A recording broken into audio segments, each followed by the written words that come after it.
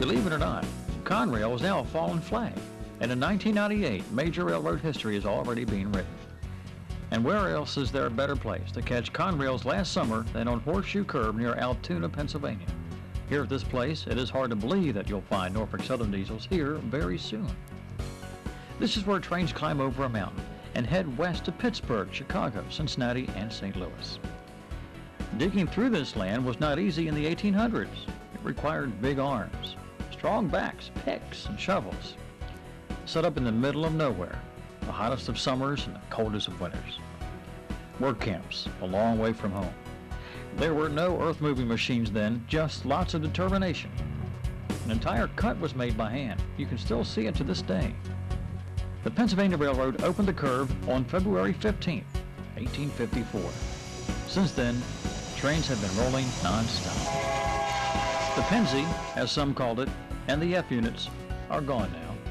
So is the Penn Central after its brief stay.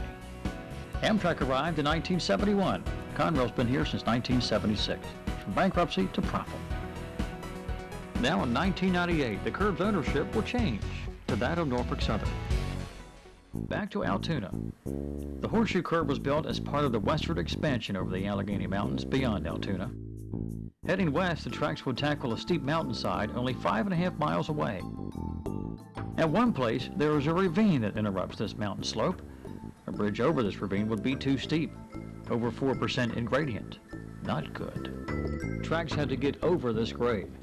Determined and paid to find a solution, Pennsylvania Railroad engineer J. Edgar Thompson decided that the tracks would turn right going into the ravine, then turn left following its natural contours back out.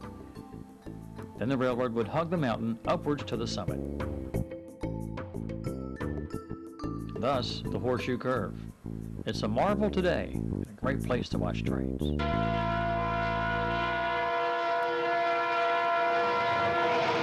The curve produces a more tolerable 1.75% grade on the east slope.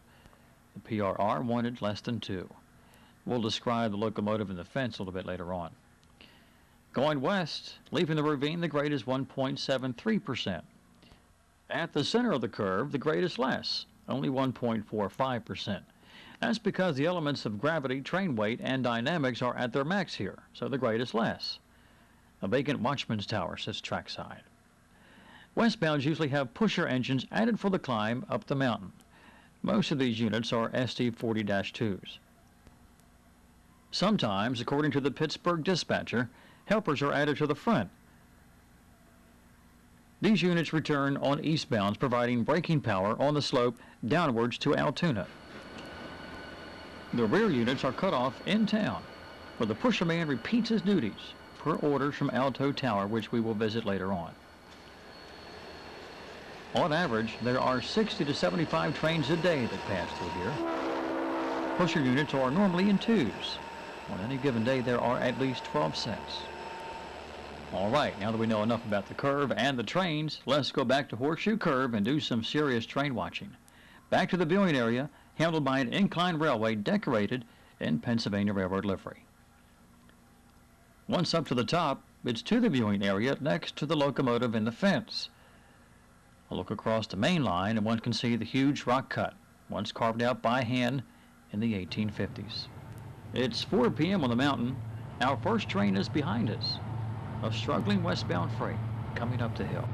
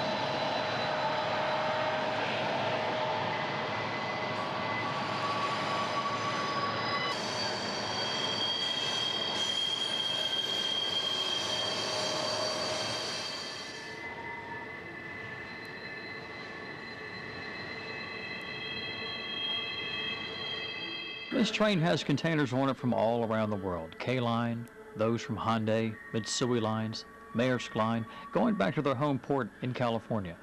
They came from all over, inbound to New York, Philly, and Baltimore, plus truck trailers as well. Every now and then, you could spot something a little strange. This one over here, a trailer on 2 flat cars, something we saw a lot on Horseshoe Curve. Without double stacking, imagine how long this train would have to be. The rear of our special has no helpers. It's running light. All the help is on the head end. Our next westbound is something we call the engineer that must have been a rail fan, for he blew the whistle all the time.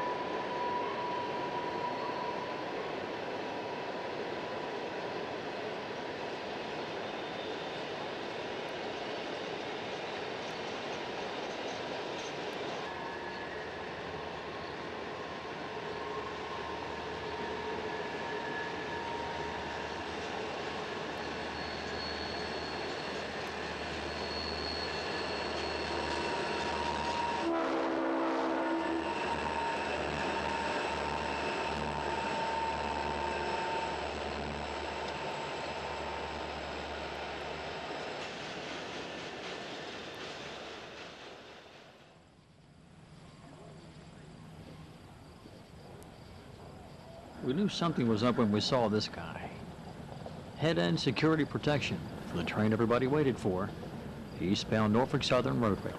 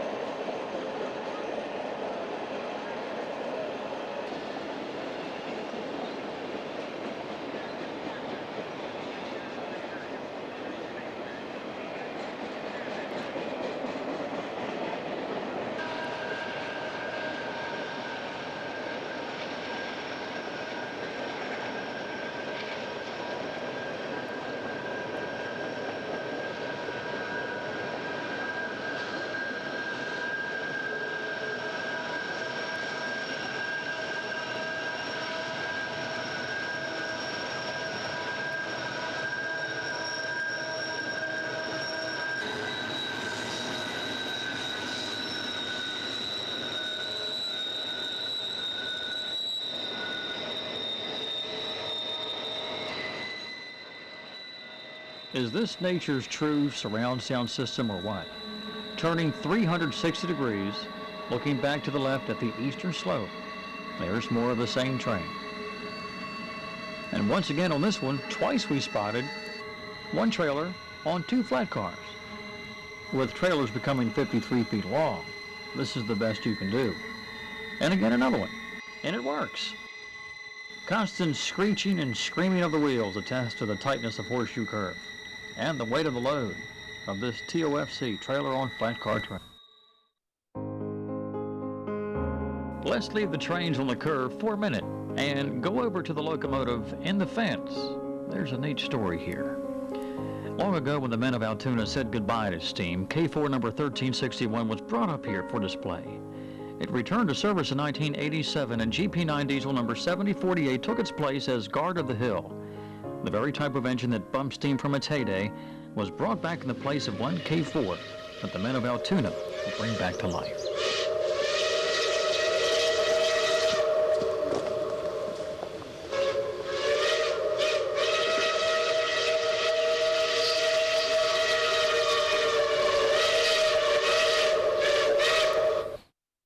At sunset, 7048 holds down the hill. It is quiet now. Visitors go home at 6. The fence is not a prison, but to keep vandals out. And at early dawn, the locomotive is still there, ready for another day, as the parade of trains continues. Here at the curve, train schedules are posted with times, direction, and type of freight. A list of destinations and points of origin is given, and you get an idea of what you're watching and where all this stuff is going. Plus, train and dispatcher radio transmissions are played over PA speakers. Good chance to save your scanner batteries. Out on the main line, take a good look. The list of names of corporate America is really impressive. You can appreciate what Conrail and its employees have accomplished. Remember, back in 1976, many gave Conrail 10 months to live. Instead of losing millions a day, it makes millions a day. Now you know why Big Blue means gold chips to NS. There's something else. We can't pinpoint it, but there's a sense out here on this line there's more pride than what shows. A testament to those who built a railroad out of spare parts. Eastbound train crews keep their speed down all the way to Altoona. Upon reaching downtown, there is slope interlocking. A set of switches. This can be a busy area. Not only can trains pass each other, but helper units returning light sometimes must wait for train traffic to clear before working their way onto the westbound track, where they wait for their next shove. And of course, that will be up the mountain. Security is tight here. We're going to visit Alto Tower, but before we do that, let's wait for 2 container trains to ease downgrade here at Slope, wait for the helpers to get over to the westbound side, and take our tour.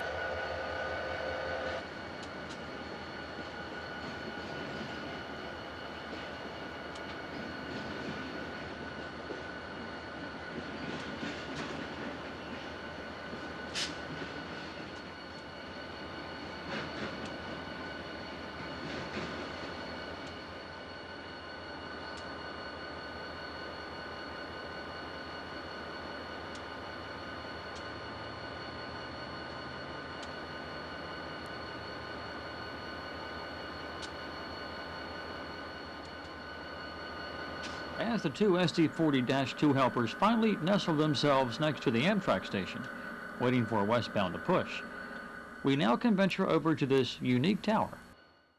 Located at 17th Street, this old building is something a modeler would like to have.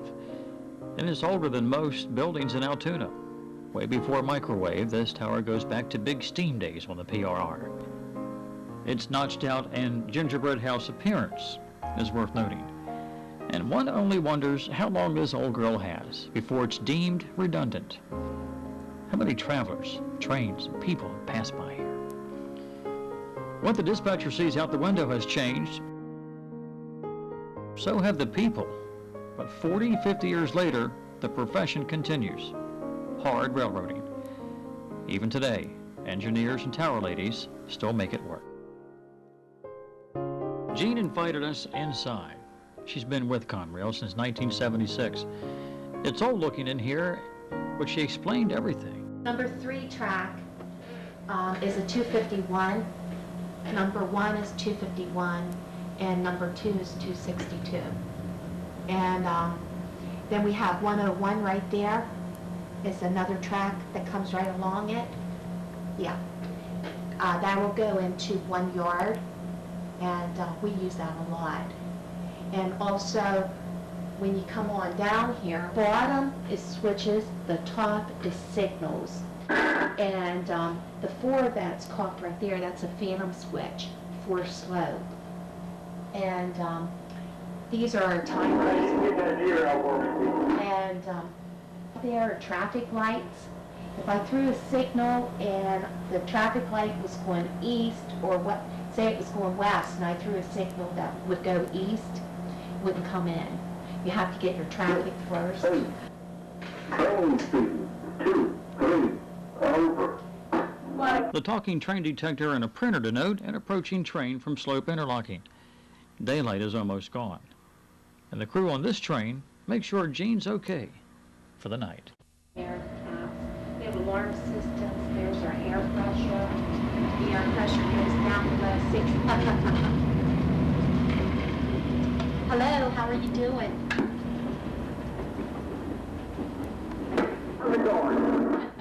Good. It's time to go outside and what light we have left to catch one more train in the almost all-male Broadway Limited.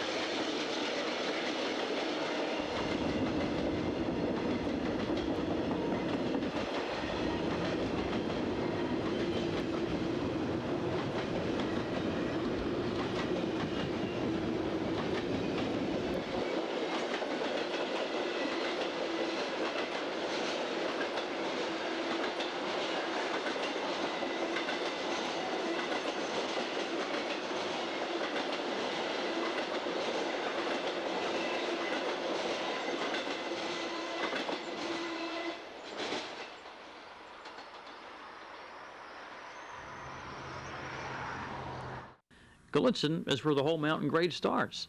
The town has constructed a train watching area with caboose and picnic tables. Local people take pride in the railroad heritage around here. This hill has seen everything. It's about to see its 4th name applied to the trains. And the Keystone emblem lives on. There are 3 tunnels at this summit of over 2,300 feet. Allegheny Tunnel is the main one used. It's been enlarged. This map shows neighboring Gallitzin Tunnel. Down the ridgeline to the south, a short distance, is the single-tracked Portage Tunnel. It's on a steeper grade known as the Slide, and it's not used as much. Both routes have a connecting track at AR Tower. At Crescent, the grade from Johnstown becomes evident and heads up to Gallitzin, where the tracks form a wide junction and split off to the tunnels. The Route 53 bridge in Gallitzin shows the Slide. If your train goes too fast, you'll learn the name. Behind us is now closed AR Tower and the connecting track to the right. Beyond the tower, the main line is 3 tracks wide. Coming east, they converge into 1 for approaching the Portage Tunnel. At Crescent and looking east, a good view of the 5-track Broadway from Pennsy days. The 2 tracks to the left are branching off for Allegheny Tunnel. Although traffic can be heavy, the 3 tracks to the right headed for AR Tower are lightly used. Here the head end is usually over the summit, easing off a little bit, while the pushers are still shoving.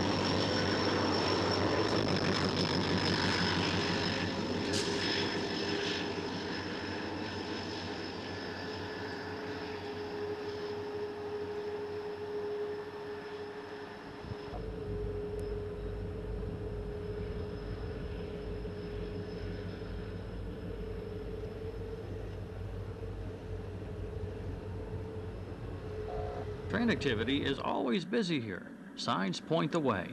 And you'll find film, plenty of gas, and a great ice cream treat too. They love trains here. It's our second day, only 10 in the morning, and we're back at the curve.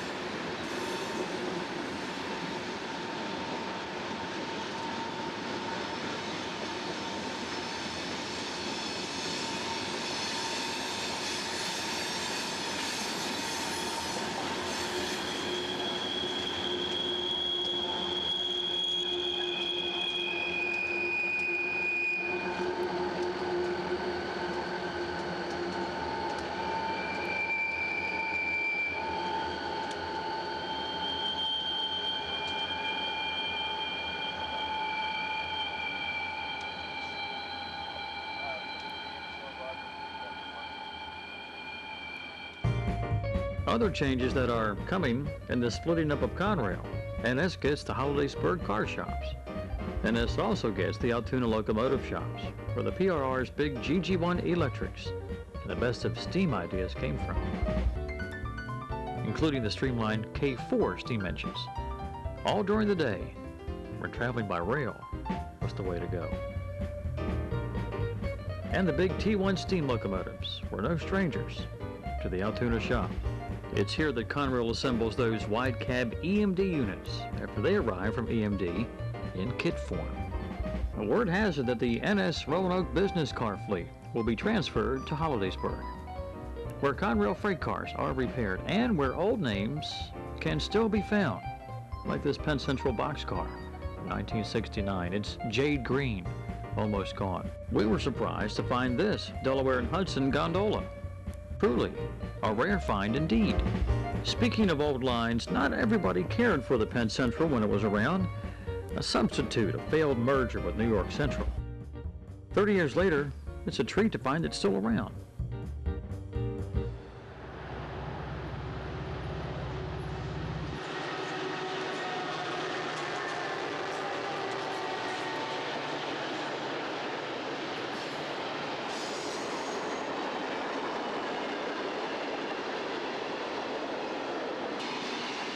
Moving east to Lewistown, the arrival of Norfolk Southern will be an eye-opener. The Keystone lives on. You'll find it on everything from old trains to ketchup bottles. Lewistown was one of the first towns that Pennsy operated. From here east to Harrisburg, this was the company's first 61 miles. And for some, black and white locomotives will be an acquired taste. Same as on Horseshoe Curve, the once four-track main line known as the Pennsylvania Railroad's Broadway now becomes Norfolk Southern's Penn Line, linking Chicago, Cleveland, Pittsburgh, Altoona, Philly, and the highly wanted markets in and around New York City. CSX gets the parallel and competitive New York Central line farther to the north. NS gets the Rockville Bridge, built in 1900. It is the longest stone arch bridge in the world. An entire train can sit on this bridge. It's 4 tracks across, spanning the sometimes unfriendly Susquehanna River, sometimes producing high floods and ice flows that jump up into people's backyards. It once hosted the biggest of steam power. And today, it'll host a new face in the last summer for Big Blue. Seems like this bridge will last forever.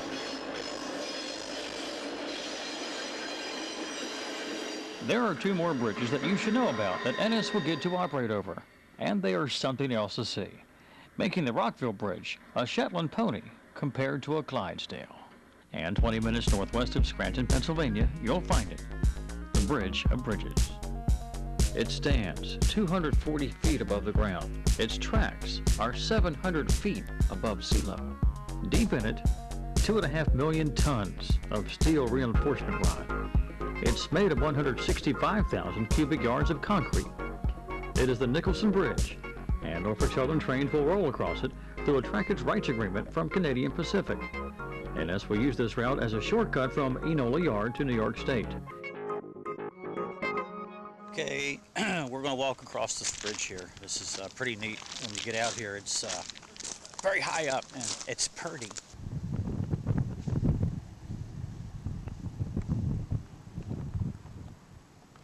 This is the biggest hunk of concrete bridge that man has ever built. There are several plaques to tell the story. It rained the day before we got here. Raindrops falling from the top of this bridge feels like marbles when they hit your head. During construction, a tower supported a tram and cable pulley system that carried concrete in buckets and steel beams and other materials out to the arches. Construction for the Nicholson Bridge began in 1912. The bridge was completed in 1915. During the heyday of traveling by rail, Lackawanna's Phoebe Snow passenger trains made daily crossings over that bridge.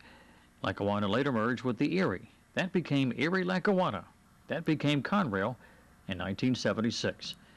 One of the locomotives that made the transition exists in the Roanoke Transportation Museum. You can still see Erie-Lackawanna. That part of Conrail became NS in 1998. The town of Nicholson is proud of their concrete companion. People coming to see the bridge are always welcome. And it is evident that acid rain is starting to take its toll, but there is a lot of bridge here. And from 240 feet up, you can see a country mile.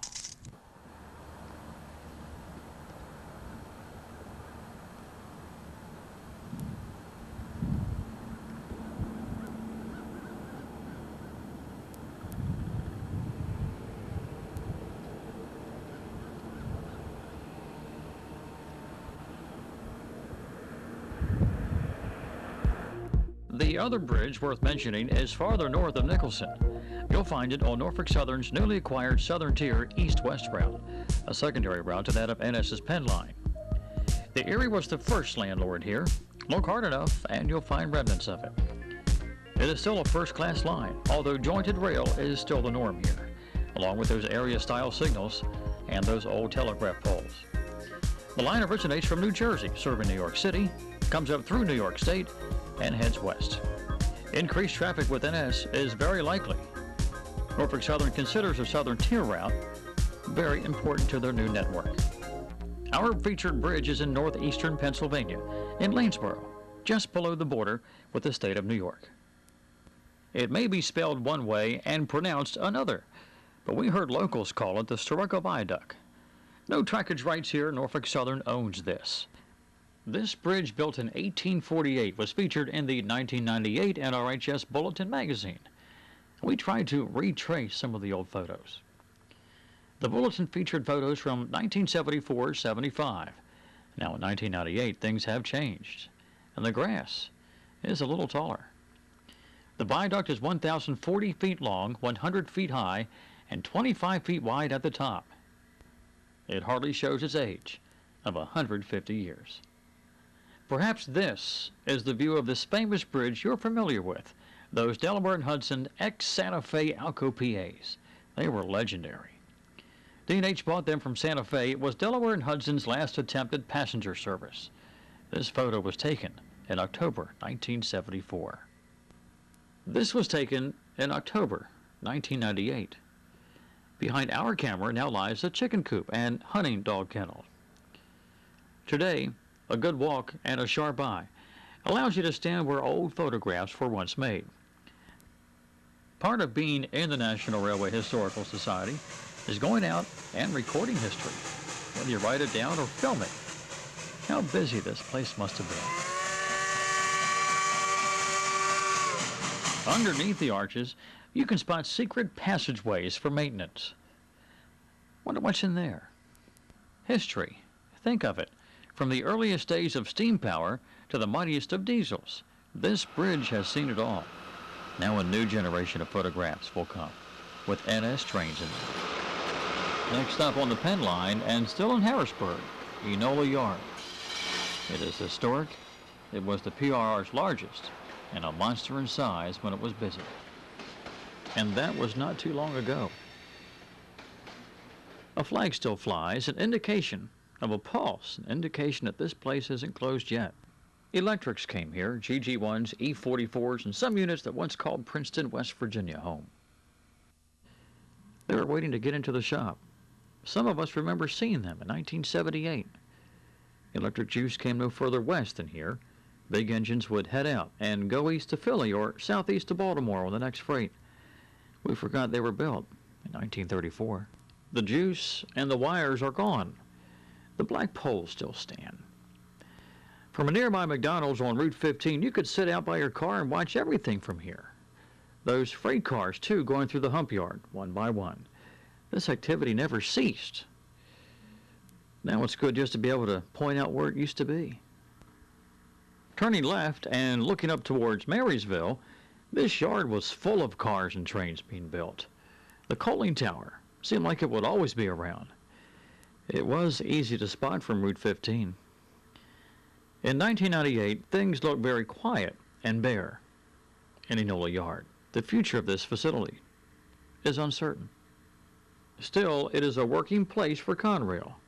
There are locomotive repairs performed here and fuel servicing, although a few engines seem to wear their years as they perform yard work. What becomes of these older locomotives? Hagerstown and Roanoke are southwest of this place. That NS route is supposed to get busier, so the fate of Norfolk Southern's Enola Yard is still anybody's guess.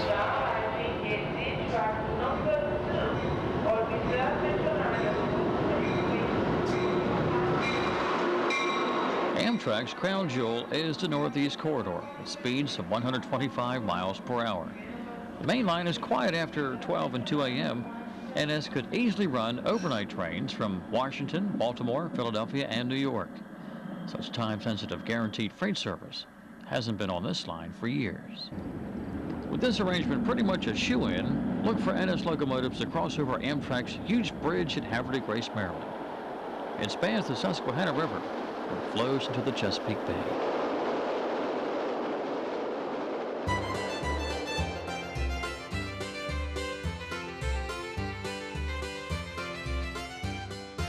Perryville is at the northern end of this bridge. Heading north, NS can turn left and run up the shoreline of the river. It's a line known as the Port Road, named after Port Deposit, Maryland. NS trains then will roll past 3 Mile Island and into Harrisburg, Pennsylvania, where you'll find, you guessed it, Enola Yard. Do all trains lead to Harrisburg?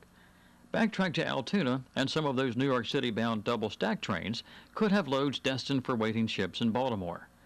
Part of that train could be set out, and the split might occur in Harrisburg. And if that's so, Enola Yard has a bright future after all. Perhaps more trains and less grass here. Conrail will exit Baltimore's busy Dundalk Marine Terminal. NS comes in. This is the mid-Atlantic port of entry for Mercedes cars. They arrive in big ships, with destinations for showrooms all over the East Coast. Farm tractors, too. Trucks have a big bite on this freight, for now, but that could change. Watch for NS to haul more than just those double stacks that go in and out of here. The state is embracing the arrival of NS, as commerce in this area gets a new giant business partner. In this program, we've seen a lot of changes that are about to occur in 1998 and through the new year.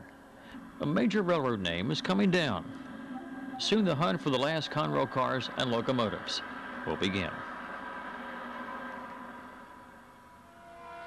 And the museum in Altoona will now have a complete story. New pages and pictures are about to be collected. Get your cameras out, maps, a bag lunch, and some notebook paper to take notes with. Things are going to get very interesting.